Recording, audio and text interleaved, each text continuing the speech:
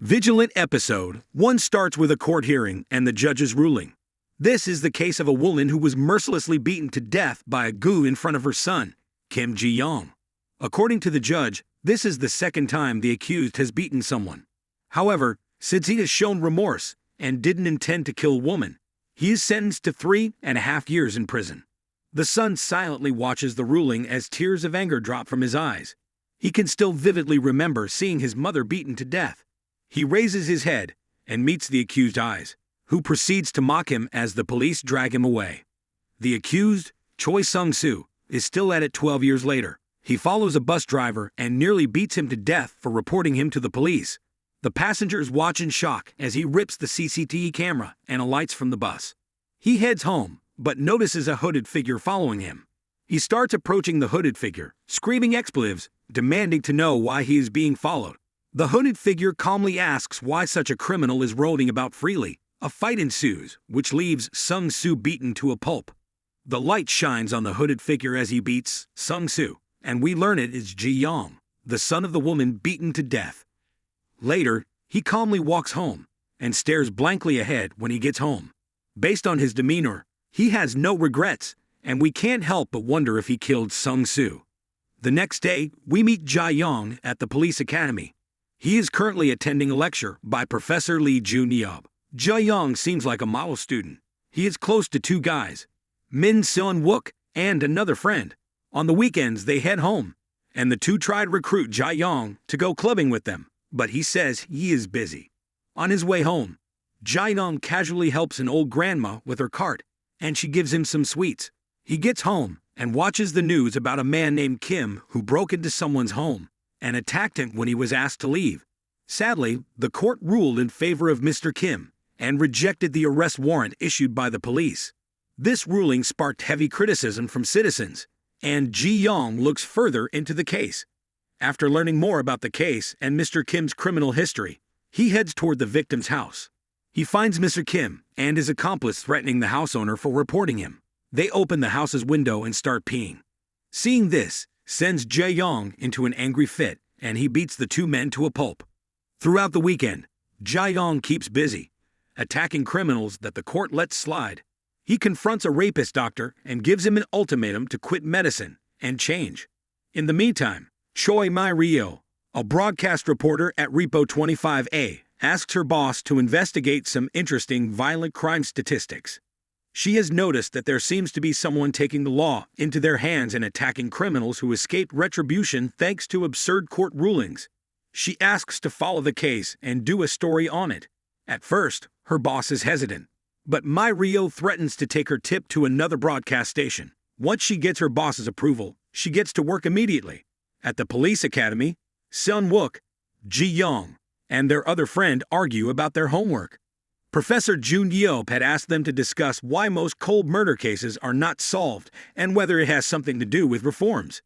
Ji-young argues that criminals will commit crimes, but it is not up to the police to retaliate even after the court gives an absurd ruling.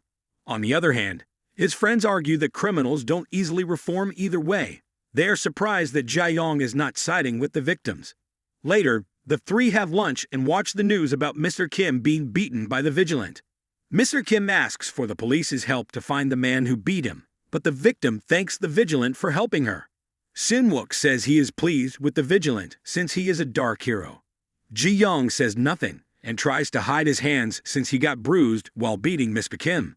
He, however, still keeps tabs on the news about the Vigilante. Speaking of the news, the story of the Vigilante starts creating buzz for the broadcast channel, and they decide to double down on it. Mi-ryo is even more excited and ready to hit the ground running. She has already realized that the Vigilante works on the weekends, and is hopeful something will happen to get the Vigilante's attention during the week. Unfortunately, nothing buzzworthy happens.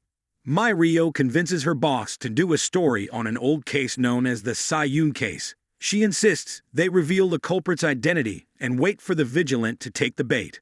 The culprit attacked Seon, a student at the park, and raped her. He later claimed temporary insanity. He was only sentenced to 7 years, while the victim suffered stigma from the case, and was even forced to change her name. The broadcast incites anger, and citizens track down the culprit, Jong Deok-kyung, who was recently released. They start camping outside his apartment, demanding justice. On the other hand, Rio and her boss wait for the Vigilant to appear so they can record the incident. Concurrently, Jae-young and Seung-wook are tasked with helping Professor Jun-yeop with his profiling app. After watching the show on Repo 25, Jae-young uses his access to criminal files while working with Professor Jun-yeop and investigates Deok-hyun more. Professor Jun-yeop remains oblivious to Jae-young's intentions and assumes he is simply working hard. Meanwhile, Deok-hyun sneaks out of his apartment late at night, and Rio secretly follows him. Deok-hyun drives to the Incheon port. The next morning, the police are alerted that Deok-hyun cut off his electronic anklet and is on the run. They assume he might be on a stowaway and is planning to flee the country. They quickly rush to the port as the public heavily criticizes them. Back at school, Jae-young is distracted by the news update, but manages to answer Professor Jun-yeop's question right. At the port, Rio is pissed, since the police might take all the credit if they get Deok-hyun before the Vigilant. She wants to get a clip of the Vigilant punishing the sex offender. Sadly, the police search the whole port and find nothing. As a precaution, they sent 2 police officers to guard Seung. Unfortunately, due to low manpower, one officer is summoned back to the port. On his way out, he notices a delivery man and checks to ensure he is not Deok-hyun. After confirmation, he drives off, leaving his partner behind. Sadly, Deok-hyun was hiding in the building and attacks the delivery man. He then takes the delivery man's helmet and approaches Seung's house. A fight ensues between him and the officer at the door, and the latter tries his best, but is stabbed 2 times.